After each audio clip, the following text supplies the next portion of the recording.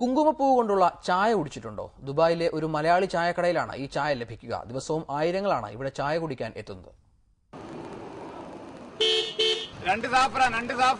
Dubai അൽമാംസാറിലെ filly എന്ന കഫ്റ്റീരിയയ്ക്ക് മുമ്പിൽ നിന്നുള്ള രംഗങ്ങളാണിത്.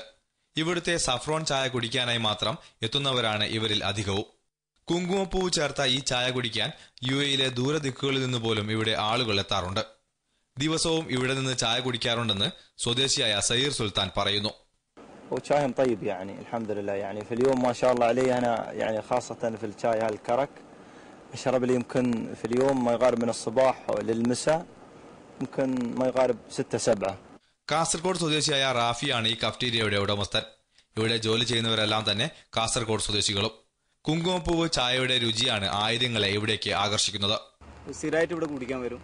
ഒരു പ്രാവശ്യം എൻ്റെ ഒരു ഫ്രണ്ട് പറഞ്ഞു ഇവിടെ നല്ലൊരു ചായ കിട്ടുന്നുണ്ട് പറഞ്ഞിട്ട്. അപ്പോൾ ഒരു ഡിഫറെന്റ് വെറൈറ്റീസ് നല്ല ജാഫ്രാൻ ചായ. കുങ്കുമപ്പൂവ് ചായയുടെ രുചിയുടെ ഗുട്ടൻസ് എന്താണെന്ന് ഞങ്ങൾ അന്വേഷിച്ചു. ചില രഹസ്യ കൂട്ടുകളാണ് ഈ ചായയെ കൂടുതൽ രുചിയുള്ളതാക്കുന്നത്.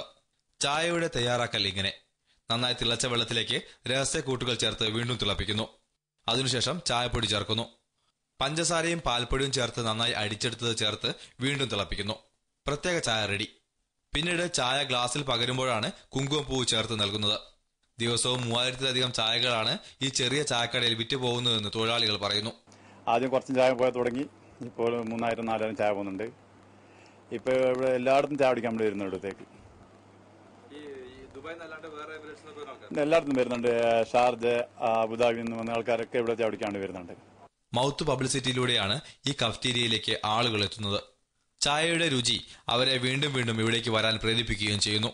ഇവിടെ ചായ കുടിക്കാൻ എത്തുന്നവർ തമ്മിൽ പരിചയപ്പെട്ട് ഒരു ക്ലബിന് തന്നെ രൂപം നൽകിയിട്ടുണ്ട്. ടീ ക്ലബ് എന്ന പേരുള്ള ഈ ക്ലബിലെ അംഗങ്ങൾ മിക്ക ദിവസങ്ങളും ഇവിടെ ഒത്തുകൂടുന്നു. അൽമാംസാറിൽ നിന്നും ക്യാമറമാൻ തൻവീറിനൊപ്പം ഫൈസൽ ബിൻ അഹമ്മദ്, ഏഷ്യാനെറ്റ് ന്യൂസ്.